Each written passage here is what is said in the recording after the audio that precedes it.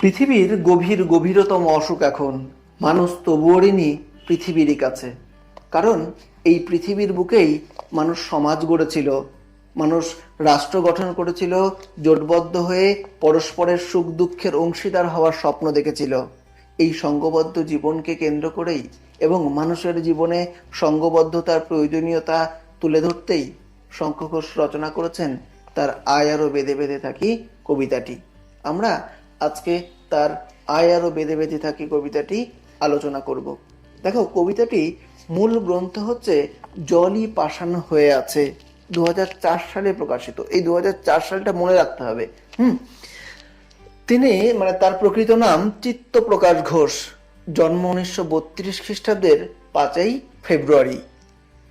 প্রথম কাব্য দিনগুলি রাতগুলি, উল্লেখযোগ্য কাব্য বাবরের প্রার্থনা, মুখ ঢেকে যায় বিজ্ঞাপনে, নিহিত পাতাল ছায়া, ধুম লেগেছে হৃৎকমলে।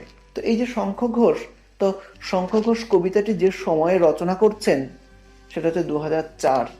আসলে তিনি এই কবিতার প্রেক্ষাপটটা পেয়েছিলেন ইরাক এবং কুয়েতের তেলের খনিকে কেন্দ্র করে, তেলের খনি দখলকে কেন্দ্র করে যে যুদ্ধ হয়েছিল সেই যুদ্ধকে অবলম্বন করে। যদিও সেই যুদ্ধে কুয়েতকে সাহায্য করেছিল আমেরিকা, ইংল্যান্ড, ফ্রান্স। যাই হোক, কথাই আছে রাজায় রাজায় যুদ্ধ হয়, উলুঘরের প্রাণ যায়। স্বাভাবিকভাবেই যুদ্ধ হলেই সেখানে মৃত্যু হয় সাধারণ মানুষের, যে মানুষের কোনো দোষ থাকে না, তবুও প্রাণ দিতে হয় তাদেরকেই। স্বজন হারানোর বেদনা বহন করতে হয় সেই সমস্ত সাধারণ মানুষদের। যাই হোক, এই প্রেক্ষিতে কাব্যটি রচিত হলেও শঙ্খ ঘোষ বা কোনো শিল্পী কিন্তু শুধুমাত্র একটা ঘটনাকে তুলে ধরার জন্য বা কোনো একটি বিষয়কে তুলে ধরার জন্য তাদের শিল্প সৃষ্টি করেন না। তারা শিল্প সৃষ্টি করে যুগে যুগে, কালে কালে অমরত্ব প্রদানের জন্য। যেন পাঠকরা যখনই পড়বে তাদের মনে হয় এই মুহূর্তে যেন এই মাত্র আমি রচনা করলুম। আমরা রবীন্দ্রনাথের কাছ থেকেও শুনতে পাই, তিনি বলেছিলেন, আজি হতে শতবর্ষ পরে কে তুমি পড়িছ বসে আমার কবিতাখানি কৌতূহল ভরে। অর্থাৎ অর্থাৎ আজ থেকে 100 বছর পরেও হয়তো এই কবিতাটা প্রাসঙ্গিক বা যে কোনো কবিতাটা প্রাসঙ্গিক হয়ে উঠতে পারে। তো সেই প্রেক্ষিতেই আজকের যে আয় আরো বেঁধে বেঁধে থাকি কবিতা, এই কবিতা শুধু যুদ্ধের প্রেক্ষিতে নয়। যুদ্ধ মানে শুধু অস্ত্রের লড়াই নয়। যুদ্ধ মানে প্রতিকূলতার বিরুদ্ধে লড়াই। সেই প্রতিকূলতা পরমাণু বোমার বিরুদ্ধে হতে পারে, আবার করোনার বিরুদ্ধেও হতে পারে। আজকের এই আয় আরো বেঁধে বেঁধে থাকি কবিতা হলো এক সংকটকালীন মুহূর্তে মানুষের বিপন্নতার কাহিনী। যে সময় রাজনৈতিক আদর্শবাদ,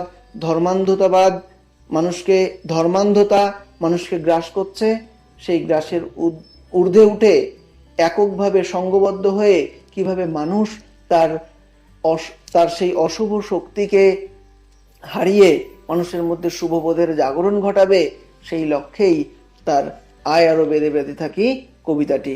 আমাদের ভুলে গেলে চলবে না, একতাই শ্রেষ্ঠ বল। যে কোনো সমস্যার সমাধান এক সংঘবদ্ধ মানব জাতিই পারে। তাই যে কোনো পরিস্থিতিতে আমাদের সংঘবদ্ধ হয়ে উঠতে হবে, এবং সেই সংঘবদ্ধতার ডাকই যেন কবি শঙ্খ ঘোষ তার এই কবিতায় দিয়েছে। আমরা দেখে নেব কবিতায় তিনি কি বলছেন। দেখো, আমাদের ডান পাশে ধস, আমাদের বায়ে গিরিখাদ, আমাদের মাথায় বোমারু, পায়ে পায়ে হিমানির বাঁধ। অর্থাৎ আমাদের ডান পাশে ধস। দেখো, আমরা কিন্তু সবসময় বেশিরভাগ ক্ষেত্রে সাধারণত ডান পাশটা কিন্তু একটু শক্তপোক্তই হয়। তোমরা বাঁ হাতের থেকে ডান হাতটাই বেশি শক্তপোক্ত, হয়তো অনেকে যারা ন্যাটা রয়েছে তাদের কথা আলাদা। তো ডান পাশে ধস অর্থাৎ আমরা যাদেরকে অবলম্বন করে এই সমাজে বাঁচতে চেয়েছিলাম, অর্থাৎ সমাজের যারা রাষ্ট্র নেতা, তাদের কাছ থেকে যেন ভরসা হারিয়ে গেছে, তাদের উপর থেকে যেন ভরসাটা ধসে গেছে। তাই কবি বলছেন, আমাদের ডান পাশে ধস, আমাদের বায়ে গিরিখাত। এই যে আমাদের বায়ে গিরিখাত, অর্থাৎ আমাদের জীবনটা যেন বাদিকে তাকালেও সেখানে দেখবো জীবনটা যেন একটা খাদের কিনারে, একটা মৃত্যুর কিনারে যেন দাঁড়িয়ে রয়েছে। আমাদের মাথায় বোমারু, বোমারু মানে যুদ্ধ বিমান, যে বিমানে গোলা বর্ষণ করে উপর থেকে।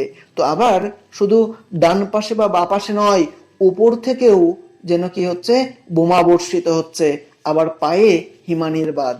অর্থাৎ চারিদিক থেকে এই সাধারণ মানুষরা, এই যে আমরা কারা, আমরা হচ্ছে আমাদের সমাজের যারা ধারক ও বাহক, যারা সভ্যতা গড়ার কারিগর, সে সমস্ত সাধারণ মানুষরা। তো তাদের চারপাশ বিপন্ন, চারপাশের কোনো দিক থেকেই যেন আর তাদের বাঁচার রাস্তা নেই। তাই বলছেন আমাদের পথ নেই কোনো। এই যে পথ নেই, পথ বলতে উপায়, অর্থাৎ আমাদের আর বাঁচার কোনো উপায় নেই, আমাদের ঘর গেছে উড়ে। অর্থাৎ আমাদের বেঁচে থাকার যে প্রধান অবলম্বন অন্ন, বস্ত্র এবং বাসস্থান, সেই বাসস্থানও যেন উড়ে গেছে, মানে আমাদের আর মাথা গোজার জায়গা নেই। শুধু তাই নয়, কি বলছে দেখো, আমাদের শিশুদের সব ছড়ানো রয়েছে কাছে দূরে। অর্থাৎ যে ভবিষ্যৎকে আঁকড়ে ধরে আমাদের বেঁচে থাকা, যে ভবিষ্যতের জন্য আমাদের বেঁচে থাকা, সেই শিশুদের সব সব মানে মৃতদেহ, অর্থাৎ এই ভবিষ্যৎ যেন চারিদিকে মৃত্যুপুরী হয়ে রয়েছে। আমরাও তবে এইভাবে এই মুহূর্তে মরে যাব নাকি? অর্থাৎ ঠিক আমাদের ভবিষ্যৎ যেভাবে ধ্বংস হয়ে গেছে, ঠিক সেভাবেই আমরাও কি মুহূর্তের মধ্যে মারা যাব? আমাদের বেঁচে থাকার কি আর কোনো উপায় নেই? আমাদের পথ নেই আর, আরো বেঁধে বেঁধে থাকি, আর কোনো উপায় নেই। আসো আমরা সকলে মিলে জোটবদ্ধ হয়ে, একতাবদ্ধ হয়ে বেঁচে থাকার জন্য লড়াই করি, তবেই আমরা অশুভ শক্তির বিরুদ্ধে জয়ী হতে পারবো। আমাদের ইতিহাস নেই, অথবা এমনই ইতিহাস আমাদের চোখ মুখ ঢাকা। এই যে আমাদের ইতিহাস, দেখো আমরা কারা, আমরা হচ্ছে শ্রমজীবী কৃষক শ্রেণীর সাধারণ মানুষ, যাদের কথা ইতিহাসে লেখা থাকে না। ইতিহাস বলতে কি বোঝায়? ইতিহাস বলতে বোঝায় যে অতীতের ঘটনা, খানিক আগে যে ঘটনা ঘটে গেল, এতকাল ধরে যা ঘটনা ঘটে গেছে, সেই অতীতের ঘটনা। কিন্তু মজার বিষয়, ইতিহাস বলতে সাধারণত রাজরাজাদের কাহিনী কিন্তু ইতিহাসের স্থান পায়। তাই বলছে আমাদের ইতিহাস নেই, আমরা তো সাধারণ মানুষ, তাই আমাদের ইতিহাস, আমাদের কথা ঐতিহাসিকরা লিখতে পারে না। আমাদের কথা, সাধারণ মানুষের কথা, সভ্যতা সৃষ্টির কারিগরদের কথা লিখতে গিয়ে ঐতিহাসিকদের কালি ফুরিয়ে যায়। আবার কি বলছে, অথবা এমনই ইতিহাস আমাদের চোখ মুখ ঢাকা, আমরা ভিখারি 12 মাস। আবার কি, যদিও বা কোনো কাহিনীর স্থান পাই, তাহলে কি হবে, সেখানে ওই সাধারণ মানুষদের চোখের সামনেই যা ঘটেনি বা যা হবার নয়, যা আসলে হয়নি, সেই সমস্ত কিছুর প্রকাশ ঘটে। তাদের মুখও ঢাকা থাকে, ফলে তারা প্রতিবাদও জানাতে পারে না। তোমাদেরকে যদি জিজ্ঞাসা করা হয় তাজমহল কে প্রতিষ্ঠা করেছিল, তোমরা একবারে বলে দেবে যে শাহজাহান প্রতিষ্ঠা করেছিল। কিন্তু আসলে প্রতিষ্ঠা করেছিল কারা? আসলে প্রতিষ্ঠা করেছিল ওই সাধারণ শ্রমজীবী রাজমিস্ত্রিরা। তাদের কথা ইতিহাসে নেই। বরং যে তাজমহলের নকশা তৈরি করেছিল, সে যাতে আর ওই তাজমহল না তৈরি করতে পারে ওই রকম আর কোনো তাজমহল, সেই জন্য তার আঙুল কেটে দেওয়া হয়েছিল বলেও কথিত আছে। তো দেখো, তো তাহলে কিভাবে এই কারিগররা কিভাবে বঞ্চিত হচ্ছে, তারা তাদের উপযুক্ত পারিশ্রমিক পাচ্ছে না। সেই জন্য কবি বলছে আমরা ভিখারি 12 মাস। কবি বলছেন আমরা ভিখারি 12 মাস, অর্থাৎ কবি এই শ্রমজীবী কৃষক শ্রেণীর মানুষের প্রতিনিধি হয়ে বলছেন আমরা ভিখারি 12 মাস। আমরা সভ্যতা গড়লেও, আমরা সমাজ গড়লেও, আমরা সভ্যতা সমাজের জন্য খাদ্য, বস্ত্রের চাহিদার যোগান দিলেও, চাহিদা মেটালেও, আমরা যেন চিরকাল ধরে এই উঁচু শ্রেণীর মানুষের কাছে, এই ধনী শ্রেণীর মানুষের কাছে যেন ভিখারি বেশেই থেকে যাব। তাদের কাছ থেকে যেন আমাদের পাওনাটা বারংবার চেয়ে নিতে হবে, আমরা যেন আমাদের অধিকারকে প্রতিষ্ঠা করতে পারবো না। তাই বলছে যে আমরা ভিখারি 12 মাস। পৃথিবী হয়তো বেঁচে আছে, পৃথিবী হয়তো গেছে মরে। দেখো, একই সাথে একবার বলছে বেঁচে আছে, একবার বলছে মারা গেছে। আসলে এই যে প্রথম যে পৃথিবী হয়তো বেঁচে আছে, এই কথার মধ্য দিয়ে কবি বলতে চাইছেন যে পৃথিবী নামক যে গ্রহটা, সে হয়তো এখনো সৌরজগতে টিকে আছে, কিন্তু মূল পৃথিবী, অর্থাৎ পৃথিবী যে কারণে পৃথিবী হয়ে উঠেছিল, সেই মনস্তত্ত্বের, সেই জীবের অস্তিত্ব আছে, কিন্তু মানুষের মনুষ্যত্বের অস্তিত্ব আজকে আর পৃথিবীবাসীদের মধ্যে নেই। তাই বলছে পৃথিবী হয়তো গেছে মরে, আমাদের কথা কে বা জানে, আমরা ফিরেছি দৌড়ে দৌড়ে। অর্থাৎ এই সাধারণ মানুষের কথা কেউ মনে রাখে না, কেউ খোঁজ রাখে না। হয়তো সমাজের রাষ্ট্রনেতারা তারা তাদের জায়গাতে বসে হয়তো অনেক ভাষণ দিয়ে যায়, কিন্তু এই সমস্ত মানুষদের কথা, এই সমস্ত মানুষের প্রকৃত চাহিদার কথা, এই সমস্ত মানুষের প্রকৃত বা পাওনার কথা কেউ কিন্তু হিসাব করে না। দেখো আজকের এই পরিস্থিতিতে হয়তো 1 মাস যাবৎ প্রায় সবাই কর্মহারা, মানে সবাই কাজ না করে লকডাউনের জন্য ঘরে বসে রয়েছে। তারা দিন আনা দিন খাওয়া সাধারণ মানুষ, তাদের কিন্তু আজকে হয়তো সরকার থেকে হয়তো 1000 টাকা তাদের অ্যাকাউন্টে ঢুকেছে, কিন্তু 1000 টাকায় তো আর সমস্ত মাস চলে না। তাদের আর কোনো দায়বদ্ধতা নেই সেই সমস্ত মানুষের খোঁজ নিতে, অথচ তাদেরকে বেঁচে থাকতে হবে, তাদেরকে এই প্রতিকূলতার বিরুদ্ধে লড়াই করতে হবে। আর এই লড়াই করতে হলে কি করতে হবে?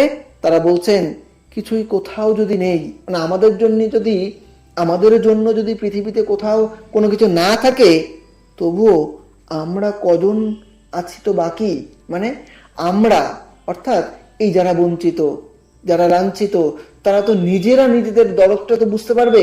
তাই আমরা যে কজন বেঁচে রয়েছি সেই কজন মিলেই হাতে হাত রেখে অর্থাৎ সংঘবদ্ধভাবে একতাবদ্ধভাবে নিজেরা চেষ্টা করব এই প্রতিকূলতার বিরুদ্ধে লড়ে যাওয়ার এবং শেষ পর্যন্ত জয়ী হওয়ার জন্য আপ্রাণ চেষ্টা করব। এবং কবি আশা প্রকাশ করেছেন শেষ পর্যন্ত হয়তো এই একতাবদ্ধভাবেই, এককভাবেই, সংঘবদ্ধভাবেই হয়তো হাতে হাত রেখে বেঁধে বেঁধে থেকে এই সমস্যার সমাধান করতে পারবে।